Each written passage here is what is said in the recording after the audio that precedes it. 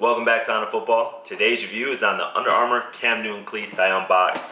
I had these in the white and silver colorway, and I'm going to give you guys a detailed review. So of course I'm going to cover off on things that I always talk about when I cover off on cleats. Of course I'll talk about the traction, the fit, the weight, the ventilation, the durability, and the cushioning. So without further ado, let's get into the review.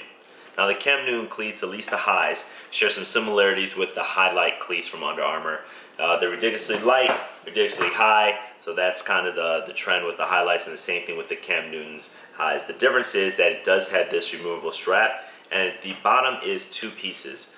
This is an ankle support strap that you see that Cam Newton wears in the games, and then it has a synthetic upper as well. But then when you look underneath the strap, you can tell that it's kind of two pieces, which allows for more movement with your foot, as well as stability around the ankle.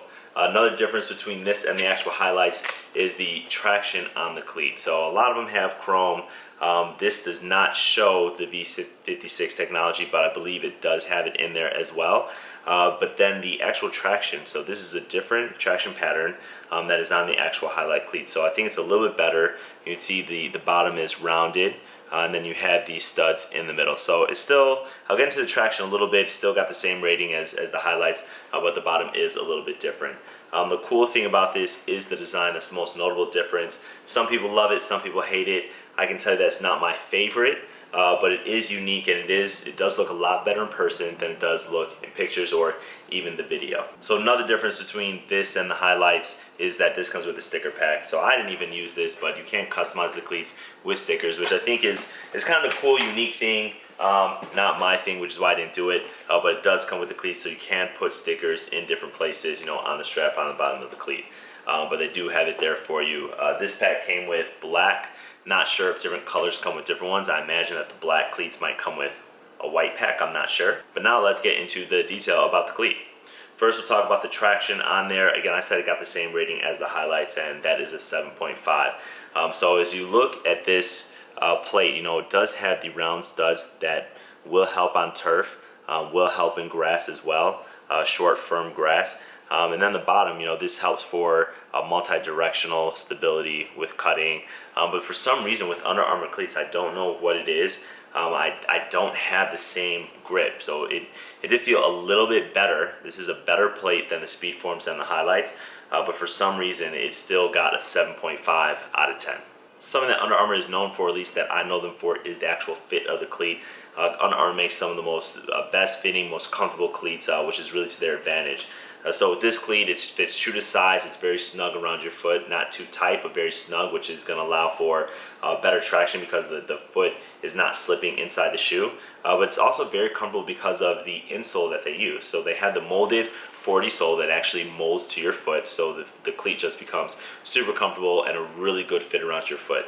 So just like most of the Under Armour cleats I reviewed, this got a 9 out of 10 for fit.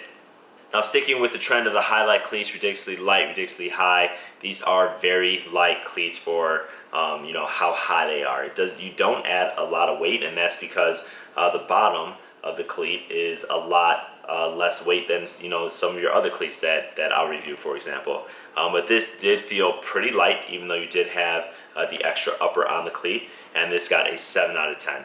Ventilation can be an issue for some of you guys, especially those that play in hot weather climates, and you have a high cleat like this, and you can think about just all the heat that's going to be trapped in your foot all the way up above your ankle.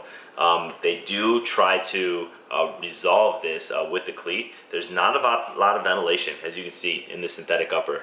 There's no venting all over the bottom of the cleat, and that's something that, you know, since the day one, the highlights have always had, make your feet super hot. So they did try in this cleat to make the tongue of the cleat actually a little more ventilated. So this part isn't as ventilated, it's very padded, but once you get to the lateral part of the cleat, of the tongue, this part is ventilated for the top of your foot. So that's as much ventilation as you're gonna get.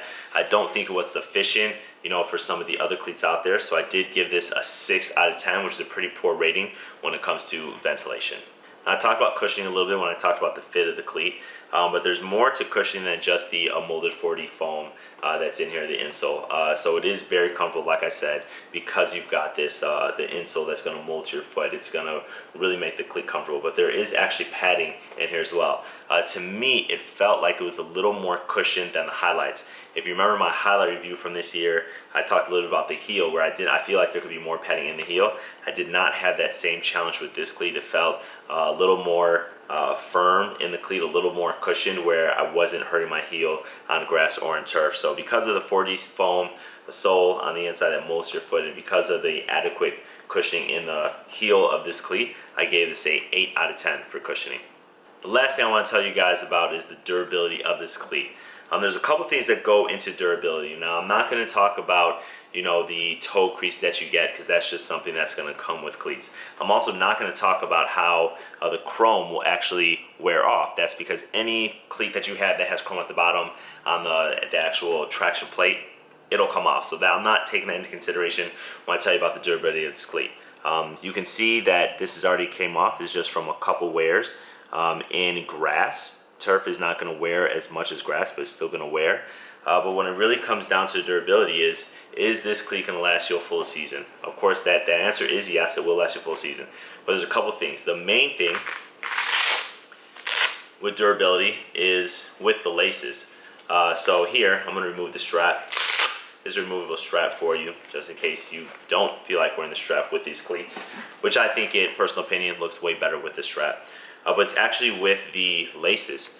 Because of how high the cleat is, you're going to have to pull out the lace from the top eyelet when you put on the cleat.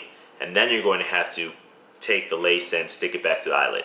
My experience is the more times you have to take out that lace and put it back in, it is going to start to fray the laces, which then eventually you won't even be able to put it back in through the hole. That's going to create some problems. You're not going to be able to tie your cleat as tight. It's not going to be how you got it out of the box. So that is a huge problem.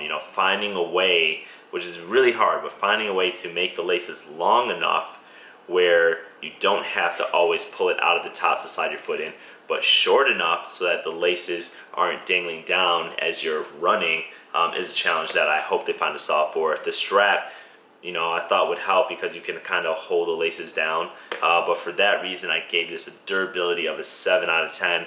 It's a small thing, the laces, but also a very important thing. You guys always ask, what positions is this cleat for? You can really use this cleat for any position on the field. You can use it at quarterback, you can use it at running back, you can use it as receiver, you can use it as DB, pretty much anywhere, D-line, O-line. You can use it as at tight end, defensive end, linebacker. So this is pretty much an all-around cleat. Obviously, it's not a speed cleat. I wouldn't call it a speed cleat for some of you guys who are focused on speed. There's probably better cleats for that. Right now, you can find this cleat for about $150 in some places. There's 3 colors. You've got the black and gold, then you've got this white and silver colorway for you. Originally they retailed for $170, but I think they are discounting it now. So that's my review. If you liked it, remember to give me a thumbs up, share, subscribe, and I'll see you guys next time.